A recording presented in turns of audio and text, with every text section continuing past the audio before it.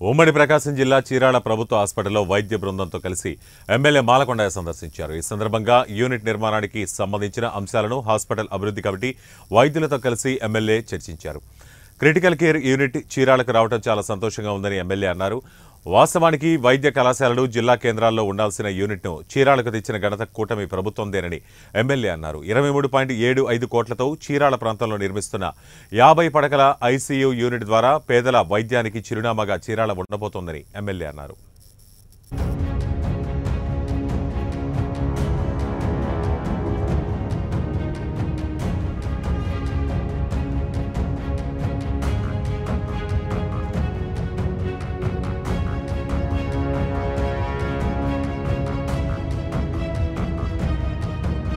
₹4,50,00,000 రూపాయలకి ప్రతిపాదనలు వచ్చినాయి. దాంట్లో ఇప్పటి వరకు 1,30,00,000 మంజూరు చేయడం జరిగింది. అవన్నీ కూడా అందరికీ చెక్కుల రూపాయన అందజేశాం. ఇంత పెద్ద ఎత్తున గతంలో ఉన్నటువంటి ప్రజాప్రతినిధులు కానీ లేదా చీరాల నియోజకవర్గానికి కానీ మీరేమో నేనున్నారేమో కానీ నేనైతే ఇలా ఇంత పెద్ద ఎత్తున రావడం జరిగింది.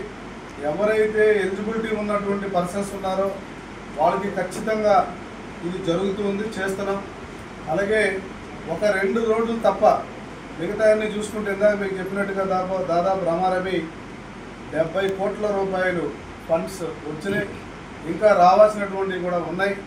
వీటన్నిటిని కూడా ఓ సంవత్సర కాలంలోనే దాదాపుగా 160-170 కోట్ల రూపాయలు ఈ చీరాల నియోజకవర్గానికి డబ్బులు వస్తాయని చెప్పేసి మీకు ఈ సందర్భంగా తెలియజేస్తాం. ఏ రోజు కూడా మేము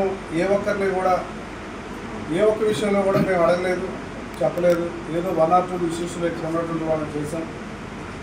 ఖచ్చితంగా మనం గమనించాల్సిన విషయం ఏంటంటే ఏదైతే ప్రభుత్వ హాస్పిటల్ ఉందో ఈ రోజున ఒక 4-5 శవాలని ప్రేజర్లో పెట్టాలి అన్నప్పుడు ఖచ్చితంగా దానికి ఒక రూమ్ అవసరం ఉంది, ప్రేజర్స్ అవసరం ఉంది.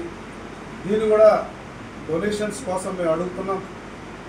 మనసు ఉన్నటువంటి వాళ్ళు వచ్చి ఇస్తే దానికి ఒక సపరేట్ రూమ్ పెట్టేసి కొన్ని శవాలని నిలవ ఉంచడానికి చేసే కార్యక్రమం కూడా చేయబోతున్నాం.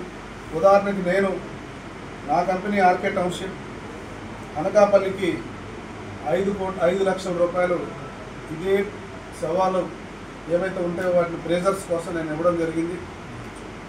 మార్చురీలో పెట్టడానికి ఉండాలి కదా, ఆ అవకాశం ఉండాలి. కాబట్టి ఎవరైనా